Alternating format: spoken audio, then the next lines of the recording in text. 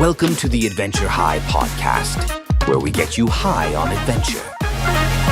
All right, everyone ready for another deep dive?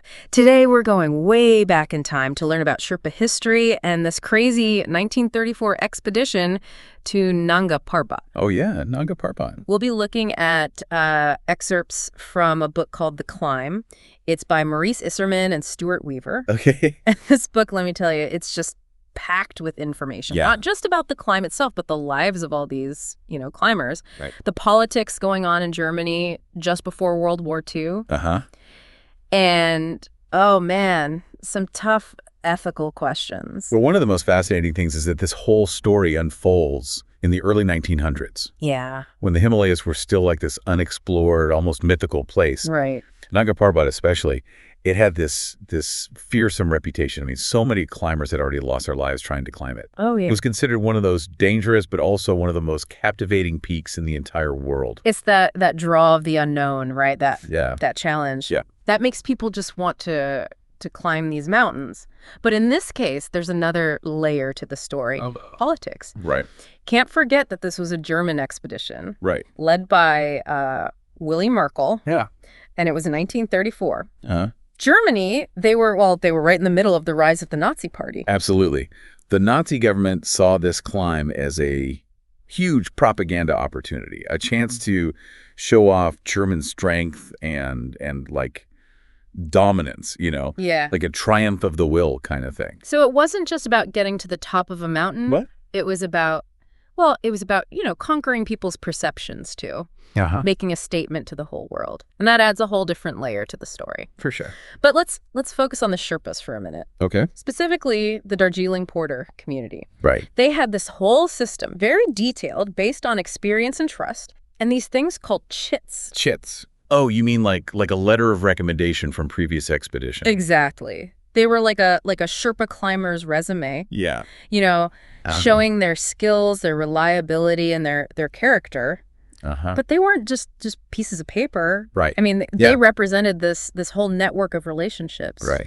And a deep, deep knowledge of the mountains. It was like this unspoken code almost. Yeah. A testament to their experience and the Exactly. respect they'd earned within that whole climbing community. Really shows how central trust and reputation were in Sherpa culture. Absolutely. And speaking of experience, we get to hear straight from Ang Sering. He was one of the porters who lived through this whole 1934 expedition. Wow. And get this, he was interviewed when he was 95 years old. That's incredible. Having that firsthand account, it really brings the story to life. It does. It makes it so personal. And through his words and the words of others, Yeah. we get to meet Liwa. Liwa. Yes, the Tibetan Sardar, the leader of the porters. He was known for being incredibly strong, a natural leader, Right.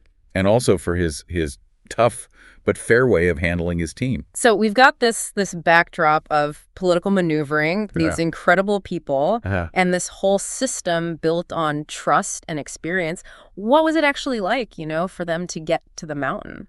Well, even just reaching base camp, that was a challenge in itself. Really? The expedition had to cross this treacherous pass, the Brzal Pass, Oh, yeah. and then navigate through these constantly shifting ice falls Oh, gosh. full of hidden crevasses and these massive blocks of ice called seracs. I was reading about those ice falls. Yeah. They sound terrifying. They were incredibly dangerous. You needed serious skill and knowledge to get through them safely, and they had to deal with more than just the environment, Oh, right. Yeah. They also hired local porters, like the Baltis, to help carry all the supplies. Makes sense. And there were some tensions, especially about wages. Oh, really? At one point, the Baltis demanded to be paid more, and it was Liwa, the Sardar, who stepped in. I bet he didn't mess around. Let's just say he wasn't afraid to use his authority to get things back on track. Wow. Speaking of tension and difficult situations, Yeah. the book also tells this gripping story about a previous expedition Okay. back in 1931 to Kanchenjunga. Away. It really shows the immense pressure these climbers were under Yeah, and the impossible choices they sometimes had to make. it does. And it involves a porter named Sin Norbu. He found himself in this unthinkable situation. Uh-oh. During the climb, two of his fellow climbers fell, They were hanging from the rope. Oh my gosh. He was holding on, but their weight was pulling him down too. Wow. He was faced with this impossible decision. Yeah. Cut the rope and save himself. Right. Or potentially die with them. Oh gosh, I can't even imagine. He had to make a choice. And in the end, Sin Norbu decided to cut the rope. It was a heartbreaking decision, but it resulted in the deaths of the other 2 climbers. Oh, that's awful. That incident had a huge impact on the whole Sherpa climbing community. It led to the Darjeeling porters making a pact. A pact. Yeah. They decided to never carry knives on expeditions anymore. Wow. It was a powerful statement. It showed their unwavering dedication to sharing responsibility. Right. And their understanding of how life or death their work really was. They were willing to, well, maybe even put themselves at risk by not having a knife. Yeah. All to prevent something like that from happening again. Exactly. It speaks volumes about their values, their commitment to each other. And it really sets the stage for all the complexities they faced on that 1934 Nanga Parbat climb. Right, which already had all that political pressure and those personal ambitions layered on top of it.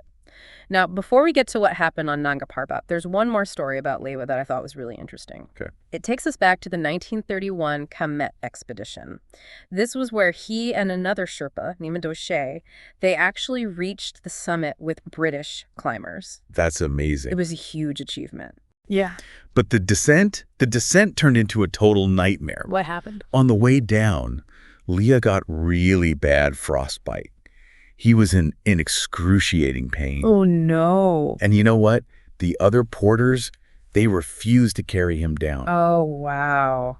That's pretty harsh. He was left to go down by himself. Yeah. Only Nima Dorje stayed with him, supporting him. Just shows the power dynamics at play, Yeah. The book describes how Leah, he broke down emotionally during the descent. Really? And Frank Smythe, one of the British climbers, he just dismissed his tears. Oh, no. He said it was like childish behavior. Oh, come on. Really highlights the racism and the lack of empathy that were just so common back then. This man helped them reach the summit.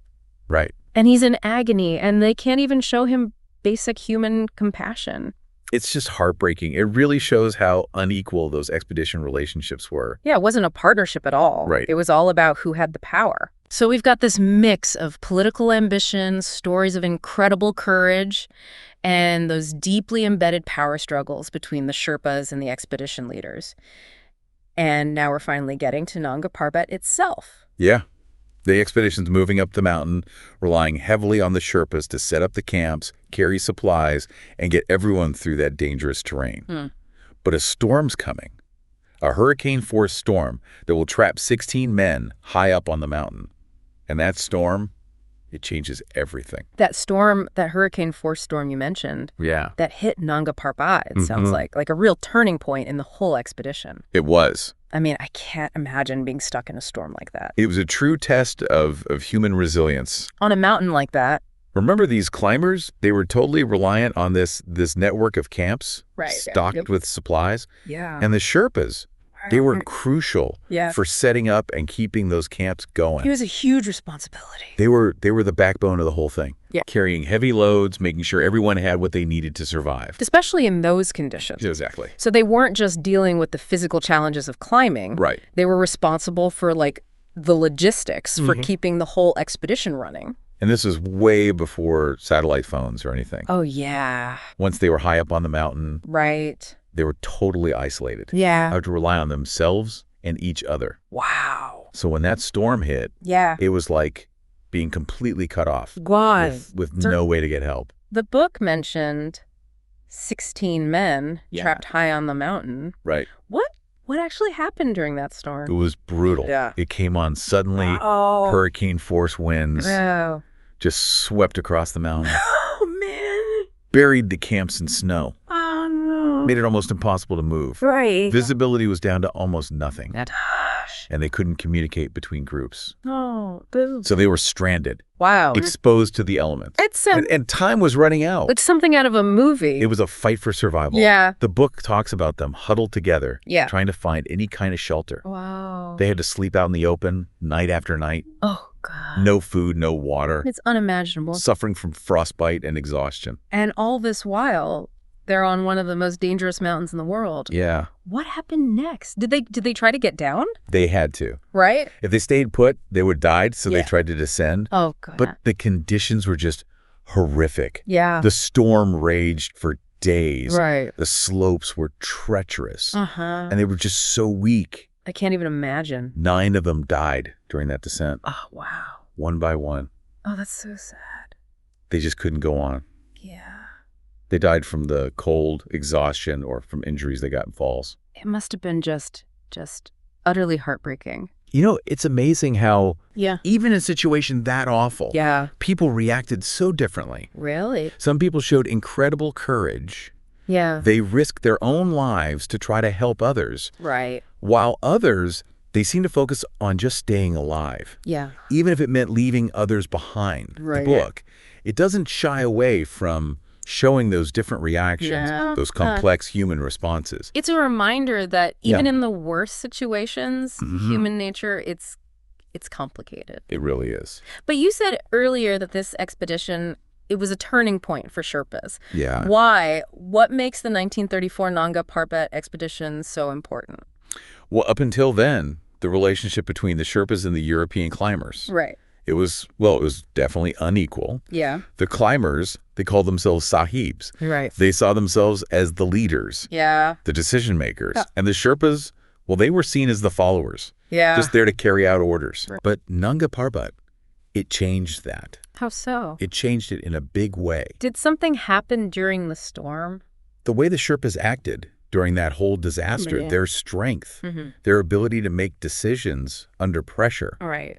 it forced the climbers Mm-hmm. to see them differently. Yeah. They proved themselves not just as skilled climbers and porters, Right. but as people who could take charge When they had to. when the situation needed it. He really stepped up. Nanga Parbat, it forced everyone to see the Sherpas as equals in the mountains, Yeah. as partners. Not just followers. Right. It wasn't just about physical ability either. It was about judgment, courage, Yeah, and a deep understanding of the mountain environment. absolutely. That's a huge shift in perspective. It was. It sounds like that shift. Yeah. It had a real impact on the Sherpa community, too. It did. Really?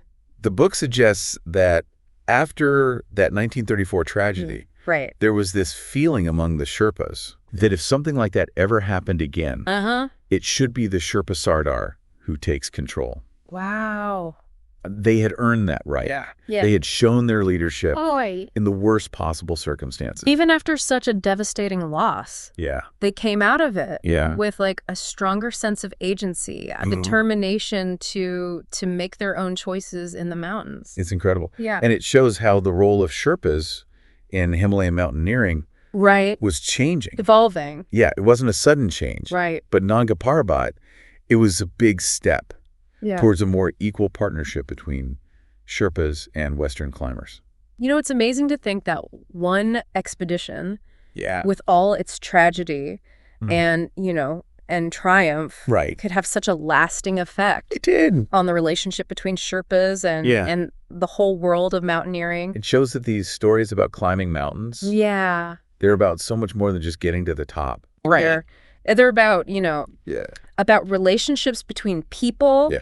cultural dynamics, Right. and those ethical questions that come up when you're pushing yourself to the limit in such extreme places. It's about people, Yeah. their motivations, Right. and how they react Yeah, when they're really tested. it is. And the Sherpa community, Uh-huh. they played a vital role. They did. Not just in the logistics, Right. but in shaping, like, the heart of these expeditions. Absolutely. Their role continues to evolve today, right? It does. What happened on Nanga Parbat, Yeah. it didn't, magically erase those power imbalances, Right. but it made people recognize Sherpa expertise, Yeah. their courage, and their leadership. It was a step towards a more equal partnership.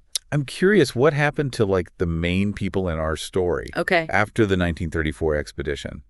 Did they keep climbing? Well, Aang Searing. The porter, whose story we've been sharing, Yeah. he went on to join several more expeditions, Wow. including the 1936 British expedition to Everest. Oh, wow. He eventually settled in Darjeeling Okay. and worked as a pony owner and guide for tourists. Oh, cool. And like we said, Yeah. he lived to be 95, That's amazing. sharing his stories and insights. It's incredible to think Yeah. that he had all those memories did. for so long. Uh-huh. A real living link Yeah. to this incredible chapter in history. What about Leah? Yeah. What about Leo? Did he recover from the frostbite? He did recover, Oh, good. but he did lose his toes Oh, no. because of the frostbite he got on Komet. Right. But even after that, Yeah. he kept working as a Sardar, Wow. leading and mentoring other Sherpas. That's really inspiring. He was known for his strength, Yeah. his determination, Right. and his commitment to his team. Even after facing all those challenges Yeah. and seeing such tragedy, they both kept contributing to the world of mountaineering. It says a lot about them. Yeah. Their resilience, Yeah. their connection to the mountains. Right. For them, climbing wasn't just a job. Right. It was a way of life, Uh-huh. a source of pride, Yeah. and a legacy they wanted to pass on. So as we wrap up this deep dive Yeah. into the world of the Sherpas Okay. and that 1934 Nanga Parbat expedition, Right. what are the key takeaways? Okay. What do you hope people will remember?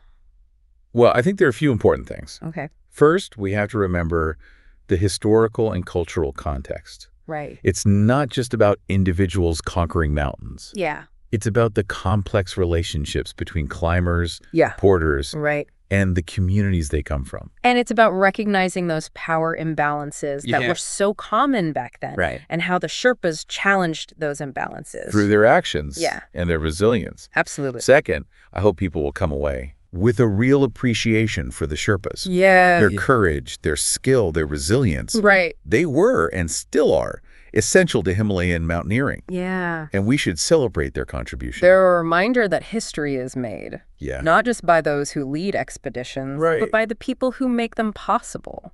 And finally, Yeah. it's important to think about the ethical side of mountaineering, Right. especially in such dangerous environments. Yeah. It's not just about reaching the summit. Right. It's about respecting the mountains, Mm-hmm. the people who live and work there, Yeah. and most importantly, respecting each other. Well said. Thanks. It's been awesome exploring this with you. It has. And for anyone who wants to learn more, Yeah. I really recommend checking out The Climb Oh, yeah. by Isserman and Weaver. Great book. Really fascinating read. It is. Before we go, Yeah. I want to leave you with one last thought. Okay. We talked about how the power dynamic shifted. After Nanga Parbat. Right? But I wonder how those events shaped Sherpa climbing culture Right. In the years that followed, Uh-huh. did it lead to more autonomy, Right. more decision-making power for Sherpas? Right. Or did those old attitudes, those paternalistic attitudes, Right. did they stick around? That's a good question. It's something to think about It is. as we keep exploring Yeah. this amazing world of Himalayan mountaineering. For sure. Thanks for joining us on this deep dive. Thanks for having me. Until next time, keep exploring. This is the Adventure High podcast, where we get you high on adventure.